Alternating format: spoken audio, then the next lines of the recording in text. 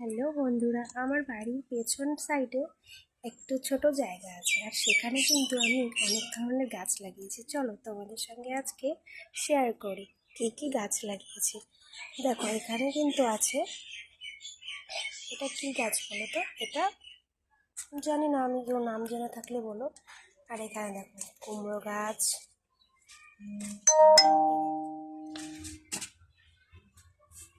লঙ্কা গাছ, দেখো বেতে শাক গাছ।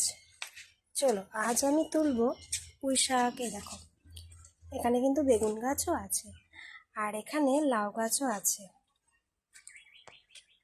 চলো আজ আমি তুলবো কিন্তু ডাঁটা শাক। দেখো ডাঁটা শাকগুলো কি সুন্দর হয়েছে।